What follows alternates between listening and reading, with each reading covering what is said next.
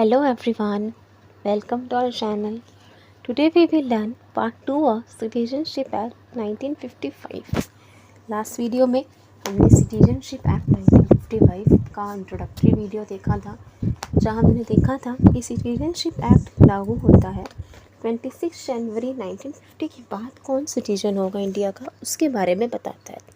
Last video में हमने by birth और बाय डिसेंट देखा था कि बर्थ जिनका बर्थ इंडिया में हो वो कैसे सिटीजन बनेंगे, और by descent people who are born outside India, जिनका जन्म भारत से बाहर हो, इंडिया से बाहर हो, वो किस किस कैटेगरी में सिटीजन बन सकते हैं। ये हमने लास्ट वीडियो में डिस्कस किया था। आज हम देखेंगे बाय रजिस्ट्रेशन कि आप रजिस्ट्रेशन से इंडियन सिटीजन कैसे बन सकते हो as per citizenship act 1955। So let's start.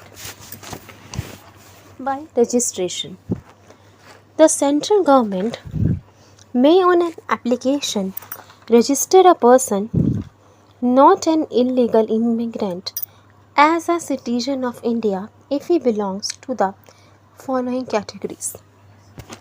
अगर कोई सेंट्रल गवर्नमेंट के पास एप्लीकेशन डालता है, अपील करता है कि उसे भारत की नागरिकता चाहिए, इंडियन सिटीजनशिप चाहिए, तो सेंट्रल गवर्नमेंट उसको इंडिया का सिटीजन बना सकती है।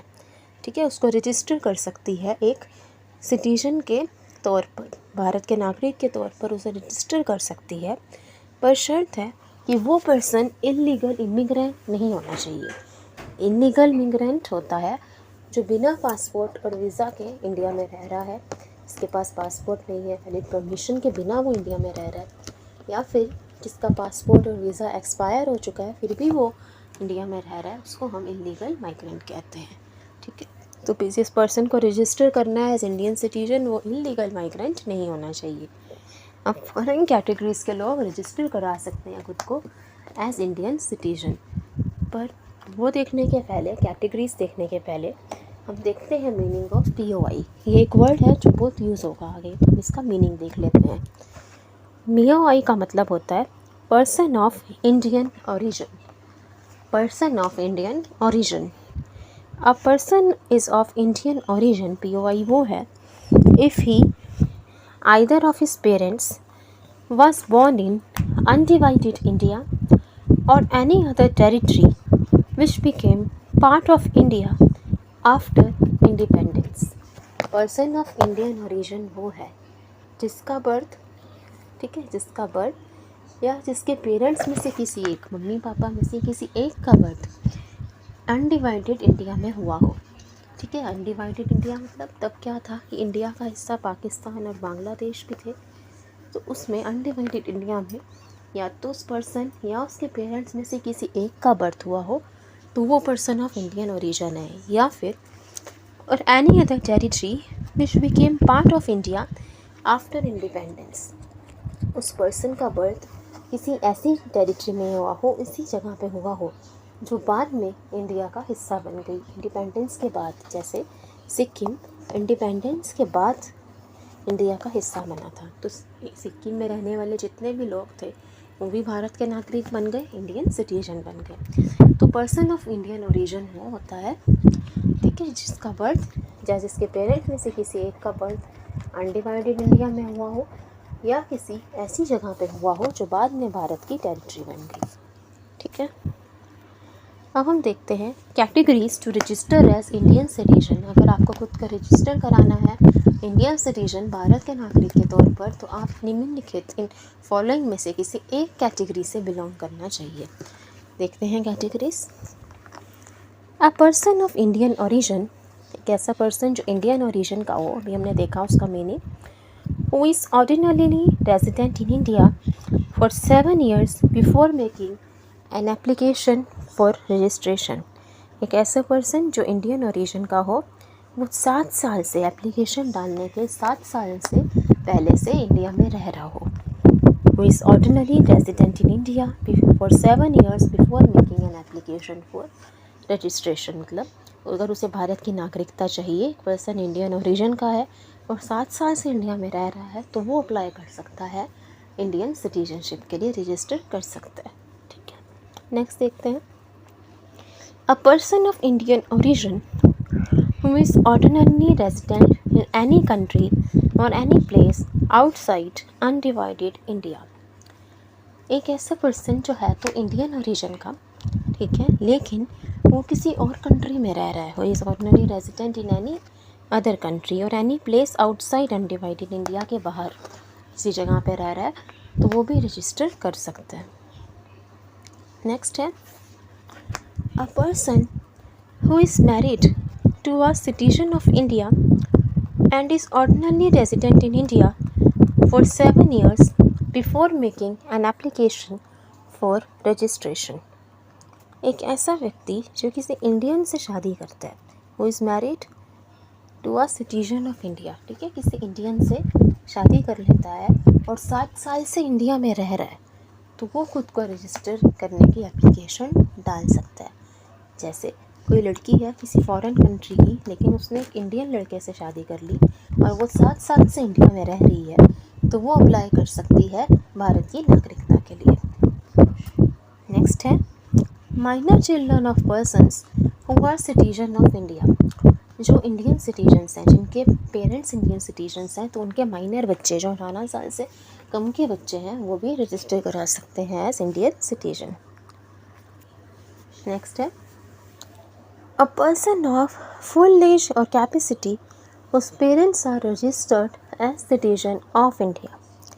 A person of full age and capacity का मतलब क्या हुआ? full age मतलब वो मेजर है, 18 साल से ऊपर है, और कैपेसिटी मतलब मेंटली कैपेबल है, साउंड माइंड का है, तो वो खुद को रजिस्टर करा सकता है एज इंडियन सिटीजन अगर उसके पेरेंट्स रजिस्टर्ड हैं एज सिटीजन्स ऑफ इंडिया. अगर उसके पेरेंट्स इंडियन सिटीजन के तौर पर रजिस्टर्ड है, तो वो पर्सन जो फुल एज और कैपेसिटी का है, वो खुद को रजिस्टर करा सकता है एज इंडियन सिटीजन. ठीक है. नेक्स्ट है a person of full age और कैपेसिटी. कैसा व्यक्ति जो फुल एज और कैपेसिटी का है, मतलब 18 साल से ऊपर है, कैपेसिटी साउंड माइंड का है, दिमागी तौर पे बिल्कुल स्वस्थ है, वो खुद को रजिस्टर करा सकता है अगर हु और आइदर ऑफ हिज पेरेंट्स, उनके पेरेंट्स में से कोई एक या वो खुद was earlier citizen of independent India. ठीक है, या तो वो खुद या उसके पेरेंट्स में से कोई एक अर्लियर सिटीजन थे इंडिपेंडेंट इंडिया के. अर्लियर सिटीजन मतलब क्या हुआ? ये मतलब पहले इंडिया में रहते थे, पहले इंडिया की सिटीजन थे, लेकिन फिर किसी बाहर कंट्री में चले गए, मान लो यूएसए में चले गए, उन्होंने वहाँ की सिटीजनशिप ले ली. ठीक है, किसी बाहर कंट्री में चले गए अपने काम के लिए, वहाँ के सिटीजन बन गए, नागरिक बन गए, तो अर्लियर सिटीजन थे जो इंडिपेंडेंट इंडिया के. ठीक है. And is resident in India for 12 months before making an application for registration. एक ऐसा व्यक्ति जो फुल एज और कैपेसिटी का है, या वो खुद या उसके पेरेंट्स में से कोई एक पहले भारत के नागरिक थे, अर्लियर सिटीजन थे इंडिपेंडेंट इंडिया के, और अब 12 महीने से मतलब 1 साल से इंडिया में रह रहे हैं, तो वो एप्लीकेशन डाल सकते हैं फॉर रजिस्ट्रेशन. वो अर्लियर सिटीजन थे इंडिया में, या तो वो खुद या उनके पेरेंट्स में से कोई एक, और अगर वो 1 साल से इंडिया में रह रहे हैं, तो वो एप्लीकेशन डाल सकते हैं for registration as Indian citizen. Next है a person of full age and capacity. Full age और कैपेसिटी का पर्सन वो मेजर है, साउंड माइंड का है, who has been registered as an overseas citizen of India. Overseas citizen of India के तौर पर वो रजिस्टर्ड है, मतलब उसके पास किसी और कंट्री की सिटीजनशिप है, उसने इंडिया की सिटीजनशिप खो दी. ठीक है, उसने इंडिया में सिंगल सिटीजनशिप का कंसेप्ट है. अगर आप इंडिया के सिटीजन हो तो आप किसी और कंट्री के सिटीजन नहीं बन सकते.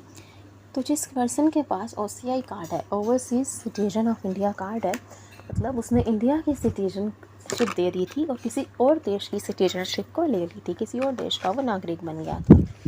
तो एक ऐसा person full age in capacity who has been registered as an overseas citizen of India. Overseas citizen of India है, कार्ड होल्डर फॉर 5 years, मतलब 5 साल से उसके पास OCI कार्ड था, ओवरसीज सिटीजन ऑफ इंडिया का कार्ड था.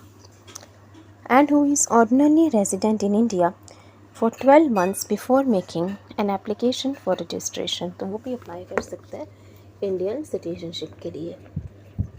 एक ऐसा पर्सन फुल एज और कैपेसिटी का जिसके पास OCI कार्ड है 5 साल से, ओवरसीज सिटीजन ऑफ इंडिया का कार्ड है, 5 साल से और वो 1 साल से इंडिया में रह रहा है एप्लीकेशन डालने के फॉर रजिस्ट्रेशन, तो वो खुद को रजिस्टर करा सकता है एज इंडियन सिटीजन। ठीक है, तो ये हमने देखे categories of people who can register themselves as Indian citizens. एक और बात है, the person must take an oath of allegiance before they are registered as citizens of India. जब ये लोग अपने आप को सिटीजन ऑफ इंडिया मानेंगे, जब वो सिटीजन्स ऑफ इंडिया बन जाएंगे, उनकी रजिस्ट्रेशन हो जाएगी एज इंडियन सिटीजन, तो उन्हें एक oath ऑफ एलिजेंस लेनी होगी, एक शपथ लेनी होगी। एलिजेंस मतलब होता है लॉयल्टी, कि वो एक oath लेंगे, एक फेथफुलनेस की एक oath लेंगे एज इंडियन सिटीजन, एक शपथ लेनी होगी। ठीक है, सो आज एक बार हम फिर से रिवीजन कर लेते हैं। Bye registration the central government जो है एक एप्लीकेशन अगर कोई डालता है रजिस्ट्रेशन के लिए, तो central government to register as Indian citizen, तो वो कर सकता है अगर वो इन कैटेगरीज से बिलोंग करे, लेकिन वो इलीगल माइग्रेंट नहीं होना चाहिए। इलीगल माइग्रेंट बिना परमिशन के, बिना पासपोर्ट और वीज़ा के जो इंडिया में रह रहा हो।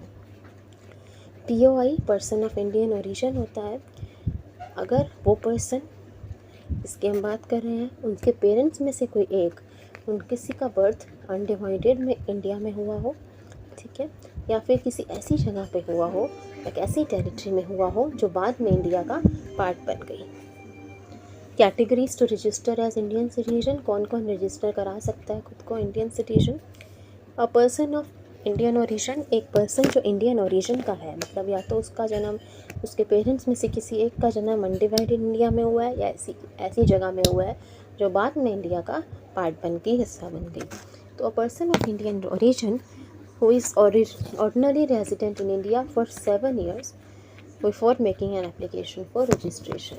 एक पर्सन है इंडियन ओरिजिन का, लेकिन रजिस्ट्रेशन कराने की, एप्लीकेशन देने की, तो रजिस्टर एज इंडियन सिटीजन से 7 साल पहले से वो इंडिया में रह रहा है, उसे 7 साल रहना पड़ेगा इंडिया में पहले। ठीक, अ person of Indian origin who is ordinary resident in India any other country, ठीक है, एक इंडियन ओरिजिन का ही पर्सन है ये भी, लेकिन वो किसी और कंट्री में रह रहा है और किसी और जगह पे रह रहा है outside undivided India, undivided India के बाहर जो किसी जगह पे रह रहा है, लेकिन है वो इंडियन ओरिजिन का। नेक्स्ट है a person who is married to citizen of India, एक ऐसा व्यक्ति जिसने शादी की है किसी इंडियन सिटीजन से और 7 साल से इंडिया में रह रहा है। Minor children of persons who are citizens of India, अगर पेरेंट्स इंडियन सिटीजन है तो उनके माइनर चिल्ड्रन भी इंडियन सिटीजन बन सकते हैं। A person of full age और capacity whose parents are registered as citizens of India, एक ऐसा पर्सन जो फुल एज कैपेसिटी का है, 18 साल से ऊपर है, साउंड माइंड का है, वो भी खुद को रजिस्टर करा सकता है एज इंडियन सिटीजन अगर उसके पेरेंट्स ऑलरेडी रजिस्टर्ड हैं एज इंडियन सिटीजन। फिर है a person of full age और कैपेसिटी हु और either of his parents was earlier citizen of independent India, एक व्यक्ति जो फुल एज और कैपेसिटी का है और या तो वो खुद या उसके पेरेंट्स में से कोई एक इंडिपेंडेंट इंडिया का अर्लियर सिटीजन थे, मतलब पहले भारत के नागरिक थे, फिर उन्होंने किसी और देश की नागरिकता ले ली, तो अगर वो एप्लीकेशन डालने के 12 महीने यानी 1 साल पहले से इंडिया में रह रहे हैं तो वो खुद को रजिस्टर करा सकते हैं एज इंडियन सिटीजन। और लास्ट हमने देखा था पर्सन ऑफ फुल एज और कैपेसिटी जिसके पास OCI कार्ड है, overseas citizen of India card है 5 साल से, और एप्लीकेशन डालने के 1 साल पहले से वो इंडिया में रह रहा हो। ठीक है, अब जब आपको रजिस्टर कराया जाएगा एज इंडियन सिटीजन तो आपको ऑथ ऑफ एलिजेंस लेनी होगी। Okay, thank you, thanks for watching.